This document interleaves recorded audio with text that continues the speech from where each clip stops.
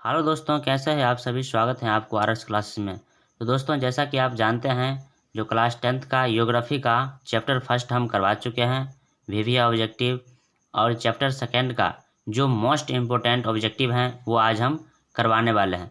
तो दोस्तों देखिए, आज करवाने वाले हैं हम चैप्टर सेकंड है भूमि और मृदा संसाधन, यानी लैंड एंड सॉइल रिसोर्सेज। तो लैंड एंड सॉइल रिसोर्सेज के बारे में आज हम देखेंगे मोस्ट इम्पोर्टेंट क्वेश्चन। तो दोस्तों सबसे पहले आप क्वेश्चन याद रखिए, बहुत इंपॉर्टेंट क्वेश्चन है कि मिट्टी के अध्ययन को क्या कहा जाता है। तो दोस्तों मिट्टी के अध्ययन को कहा जाता है पेडोलॉजी। और मिट्टी निर्माण के प्रक्रिया को क्या कहा जाता है, तो मिट्टी निर्माण के प्रक्रिया को कहा जाता है पेडोजेनेसिस। ये दो महत्वपूर्ण क्वेश्चन थी जो हमने आपको बताया।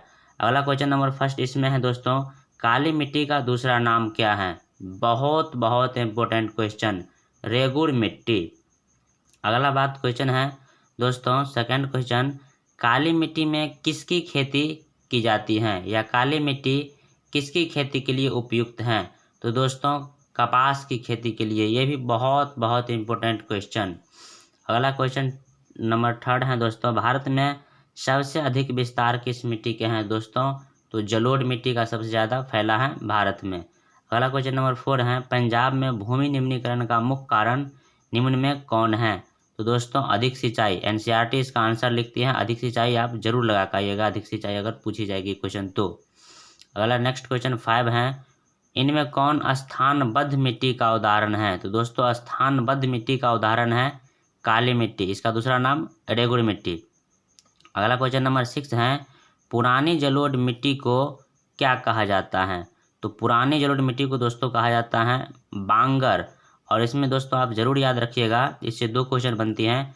पुरानी जलोढ़ मिट्टी को तो बांगर कहा जाता है, और नई जलोढ़ मिट्टी को क्या कहा जाता है, खांदर। आप इसको इस लॉजिक से याद रख सकते हैं। पुरानी, कोई भी चीज़ पुराना हो जाता है तो क्या होता है, बेकार हो जाता है। और नया रहता है तो क्या होता है, अगर खाने की बात की जाए तो पुराना हो जाएगा तो ज़्यादा दिन हो जाएगा, बेकार हो जाएगा। और नया हो जाएगा तो क्या, नया होगा तो उसको हम खा सकते हैं। तो पुरानी जलोढ़ मिट्टी को बांगर और नया जलोढ़ मिट्टी को खादर कहा जाता है। अगला क्वेश्चन नेक्स्ट है 7, भारतीय कृषि का राष्ट्रीय सकल घरेलू उत्पाद में कितना योगदान है। तो दोस्तों इनका योगदान है सिर्फ 30.7%। अगला क्वेश्चन है दोस्तों, मिट्टी का पीएच मान कितना होना चाहिए।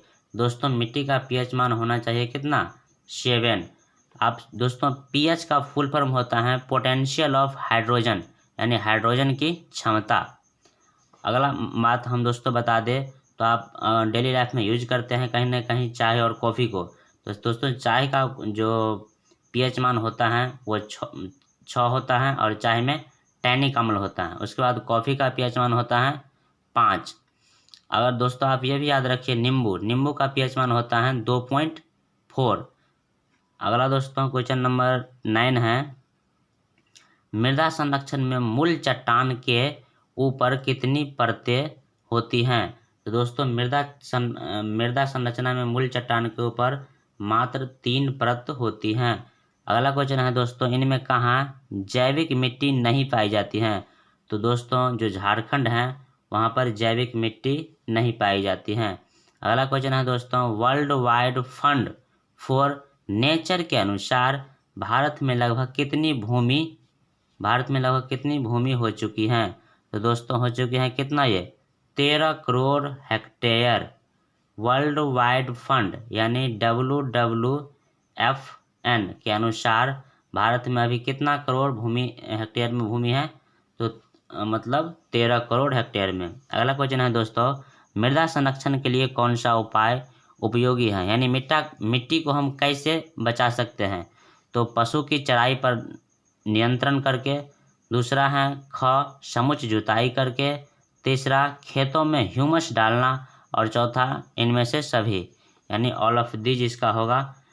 मृदा संरक्षण के लिए कौन सा उपाय उपयोगी है, सभी का सभी उपाय क्या है, उपयोगी है। मिट्टी को हम तभी बचा सकते हैं जब हम पशुओं की चराई पर कंट्रोल करेंगे, समुच जुताई करेंगे, और खेतों में ह्यूमस डालेंगे।